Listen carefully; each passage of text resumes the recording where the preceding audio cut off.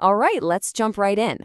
Today, we are going to break down what is, without a doubt, the most important building block in the entire English language, the noun. Seriously, if you can get your head around this one concept, building stronger sentences becomes so much easier. So, let's get to it. Let me start by asking you a question. What do these three things, honesty, Paris, and a team, have in common? I mean, on the surface, they seem totally different, right? An idea, a place, a group. But there's one critical thing that links them all together. And yep, if you guessed they're all nouns, you are absolutely right. I love this way of thinking about them. Nouns are like the atomic particles of language.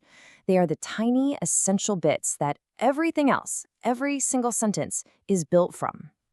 So, just like building anything, you've got to understand your materials first. Let's start with the absolute basics, the ground floor. What exactly is a noun? It's actually beautifully simple.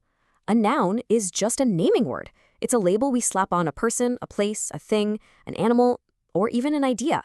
Basically, if you can name it, chances are it's a noun. And you see this concept literally everywhere.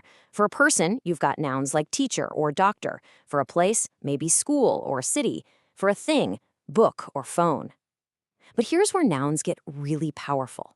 They also give names to things we can't see or touch, concepts like love or happiness. Okay, so we've got the foundation poured. Now let's add our first layer of detail.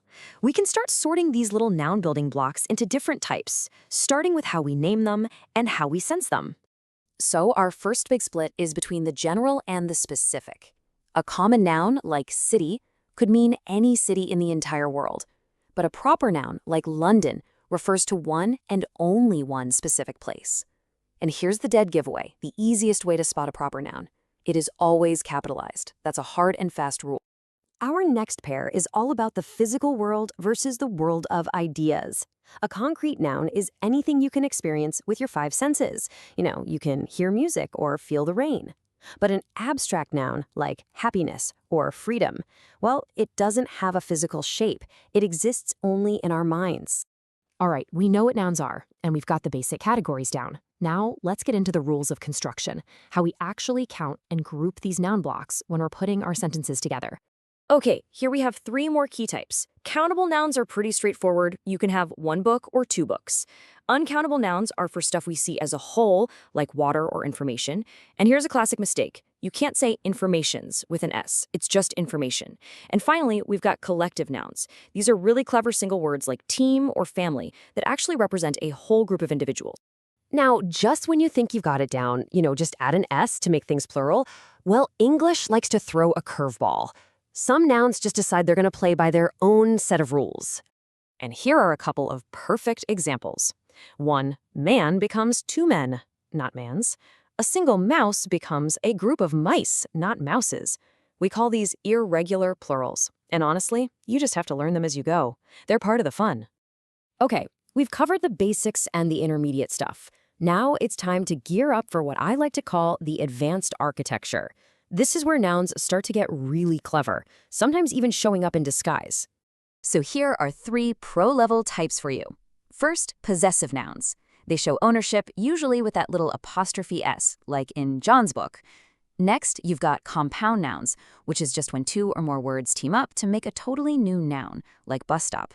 And third, there are appositives, which are these nifty nouns that rename another noun right next to them. For example, my brother, a doctor.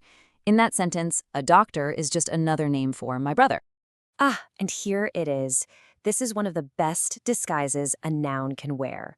A gerund looks exactly like a verb because it ends in ing, but it's actually a secret agent working for team noun.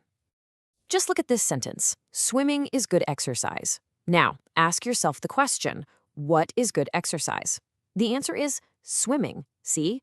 The word swimming is the subject of the sentence, and that's a job for a noun. It's a verb wearing a noun's costume. Okay, so a single word can do the job of a noun. But let's zoom out a bit. What happens when a whole group of words, an entire phrase, decides it wants to act like a single noun? Well, that is exactly where the noun clause comes in. It's basically a mini sentence with its own subject and verb, all bundled together to do the job of one single noun inside a bigger sentence. This example just makes it crystal clear. Take the sentence, "What she said was true." Ask yourself that same question again. What was true? The answer is the entire chunk, what she said. That whole clause is acting as the subject, just like a single noun would. It's pretty cool, right? And there we have it. We've gone all the way from the simplest building blocks to some seriously advanced architecture. Let's do a super quick recap just to lock in your new grammar superpower. Remember, we started with the absolute basics, common nouns for general stuff and proper nouns for the specific things. Then we moved on to concrete nouns for all the things we can sense and abstract nouns for all the big ideas. We sorted out the rules for how we use countable, uncountable, and those group words, collective nouns. And we finished up with the advanced moves, possessives that show ownership, compounds that join words, and those sneaky verbs in disguise, gerunds. So the real takeaway here is simple. Nouns are the foundation. They're the starting point for every single sentence you speak or write. If you can master them, the rest of English grammar gets so much easier to build. Now you know them, what noun type are you going to spot first?